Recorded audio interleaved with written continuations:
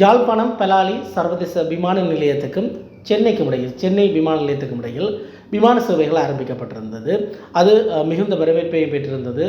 பலர் அதன் மூலமாக பயனடைந்தார்கள். அதனைத் தொடர்ந்து நீண்ட காலமாக பேசப்பட்டு வந்த மறுபடியும் கப்பட் சேவை, குறிப்பாக யாழ்ப்பாணம் காங்கேசன் துறைமுகத்திலிருந்து நாகப்பட்டினத்துக்கான அந்த கப்பல் சேவை அது கூட ஆரம்பிக்கப்பட்டிருந்தது கடந்த வருட இறுதியில்.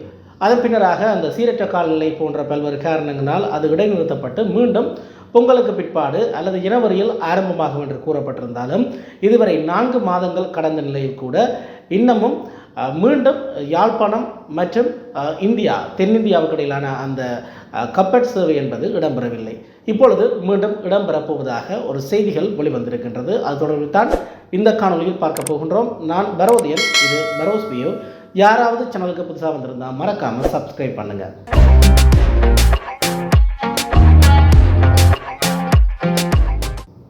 யாழ்ப்பாணம் தமிழகத்துக்கு இடையிலான விமான சேவை, அதைத் தொடர்ந்து கப்பல் சேவை, இவை இரண்டும் ஆரம்பிக்கப்பட்டிருந்தது. இந்த சேவைகள் மூலமாக பலரும் பயன்பெற்றிருந்தார்கள். ஆனாலும் விமான சேவைக்கும் கப்பல் சேவைக்கும் இடையில் பெரிய அளவில் வித்தியாசம் இல்லை. அதாவது பண ரீதியில் வித்தியாசம் இல்லை. ஏறக்குறைய போக்குவரத்து கட்டணங்களாக இரண்டுக்கும் ஒரே அளவு கட்டணம்தான் கிட்டத்தட்ட அறவிடப்பட்டு வந்திருந்தது. ஆனாலும் விமானத்தை விட கப்பல் சேவையில் இருக்கக்கூடிய ஒரே ஒரு அனுகூலம் லாபம் என்னவெனில் கொஞ்சம் அதிக அளவிலான பொருட்களை கொண்டு வர முடியும். விமான சேவையை பொறுத்தவரையில் ஏறக்குறைய 30 கிலோ வரையில் தான் கொண்டு செல்லக்கூடியதாக இருந்தது. ஆனாலும் கப்பலை பொறுத்தவரையில் 50 கிலோ வரைக்கும் கொண்டு செல்வதற்கான சாத்தியங்கள் இருந்தது. இதன் மூலமாக பலரும் பயனடையலாம் என்று எதிர்பார்த்திருந்தார்கள். குறிப்பாக வர்த்தகத்தில் ஈடுபடுபவர்களுக்கு இது பிரயோசனமாக இருக்கும் கப்பல் சேவை என்பதாகத்தான் அனுமானிக்கப்பட்டிருந்தது. அதன் அடிப்படையில் பலரும் புதுவருடம் பிறக்கட்டும் தங்களுடைய கர்மங்களை ஆற்றிக்கொள்வோம் என்பதாக நினைத்திருந்த போது இந்த கப்பல் சேவை உடனடியாக நிறுத்தப்பட்டு மீளவும் ஆரம்பிக்கலாம் என்று சொல்லப்பட்ட போது ஏறக்குறைய 4 மாத காலம் அது விடுபட்டு.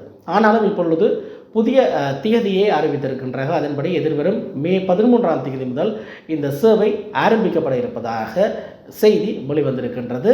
இந்த செய்தியுடன் இரட்டிப்பு மகிழ்ச்சியாக இன்னும் ஒரு செய்தியும் வெளிவந்திருக்கின்றது. அதாவது இம்முறை புதிய கப்பல் சேவை தான் இடம்பெறப் போகின்றது. எனவே இதற்கான போக்குவரத்து கட்டணங்களும் குறைக்கப்பட போகின்றது என்பதுதான் அந்த இனிப்பான புதிய அனுகூலமான செய்தி. போக்குவரத்துக்காக புதிதாக கொள்வனவு செய்யப்பட்ட சிவகங்கை என்கின்ற அந்த கப்பலானது எதிர்வரும் மே மாதம் முதல் வாரத்தில் அந்தமானிலிருந்து சென்னைக்கு வர இருப்பதாக குறிப்பிடப்படுகின்றது. அங்கு கப்பலுக்கான சில மறுசீரமைப்பு பணிகளை முடித்துக்கொண்டு கப்பல் அங்கிருந்து சென்னையிலிருந்து நாகப்பட்டினத்துக்கு செல்ல இருக்கின்றது. பின்பு நாகப்பட்டினம் துறைமுகத்திலிருந்து யாழ்ப்பாணம் காங்கேசன் துறைக்கான ஒரு பரீட்சாத்த ஓட்டம் மே மாதம் 11ஆம் தேதி இடம்பெறும் என்று தெரிவிக்கப்படுகின்றது. குறிப்பாக ஏறக்குறைய இந்த போக்குவரத்து 4 மணித்தியாலங்களை கொண்டது.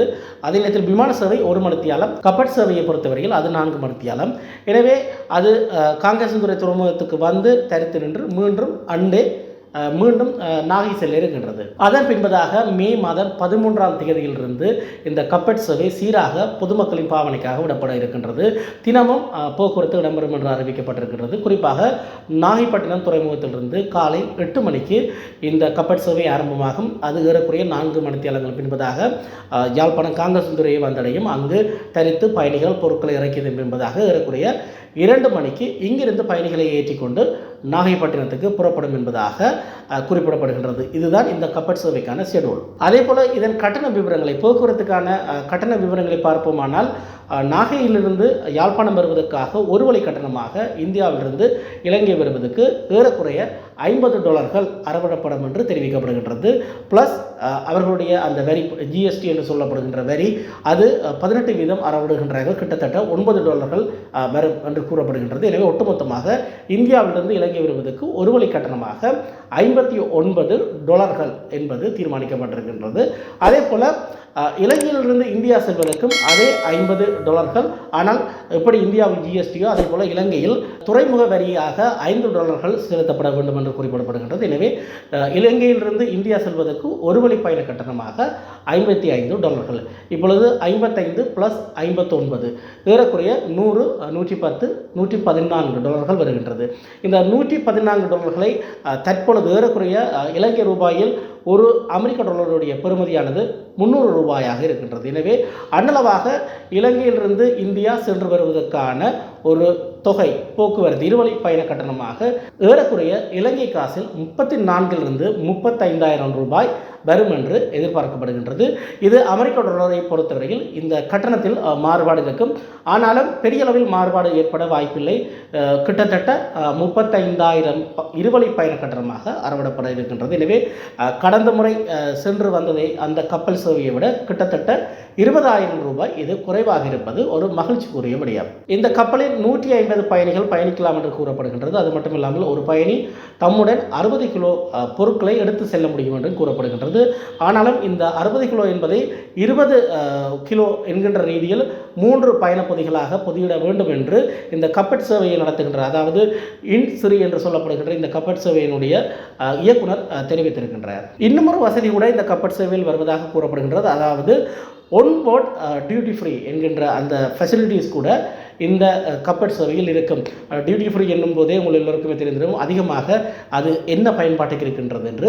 அதே பயன்பாடைத்தான் இதிலும் அவர்கள் ஒன்போர்ட் டியூட்டி ஃப்ரீ என்று வைத்திருக்கின்றார்கள் என்று கூறப்படுகின்றது. அதன் அடிப்படையில் விருப்பமானவர்கள் அந்த பொருட்களை கொள்வனவு செய்ய முடியும். கொள்வனவு மட்டுமே செய்ய முடியும். ஆனால் அந்த கப்பட் சேவையின் போது அதனை பாவிக்க முடியாது என்றும் ஒரு செய்தி இன்று ஊடகங்களில் வெளிவந்திருக்கின்றது. யாழ்ப்பாணத்தில் இருப்பவர்கள் இந்த பயண சீட்டுக்களை முன்பதிவு செய்வதற்கு யாழ்ப்பாணம் வைத்தியசாலை வீதிகள் அமைந்திருக்கக்கூடிய காரியாலயத்தில் அதனை பெற்றுக்கொள்ள முடியும் என்றும் கூறப்படுகின்றது. அது தொடர்பான விவரங்கள் இந்த கப்பட் சேவை நெருங்கும் சமயத்தில் அறிவிக்கப்படும் நிச்சயமாக. அதே போல இதை ஆன்லைன் மூலமாக பதிவு செய்வதற்காக, ஏனெனில் பலரும் இப்பொழுது ஆன்லைன் மூலமாக பதிவு செய்வதை தங்களுக்கு சௌகரியமாக இன்றைய காலகட்டங்களில் கருதுகின்றார்கள். நிச்சயமாக அதற்கான வசதிகளும் ஏற்படுத்தி கொடுக்கப்படும் என்பதாகவே செய்திகள் இருக்கின்றது. எனவே நிச்சயமாக ஒரு மகிழ்ச்சியான செய்திதான். அதிகளவிலான பொருட்களை கொண்டு செல்ல வேண்டும். மினக்கட்டு இந்தியா போய் வருபவர்கள் நிச்சயமாக அங்கிருந்து தங்கள் சொந்த தேவைக்காக தென்னும் பல பொருட்களை கொண்டு வருவதற்கு அவர்கள் முயற்சிப்பார்கள்.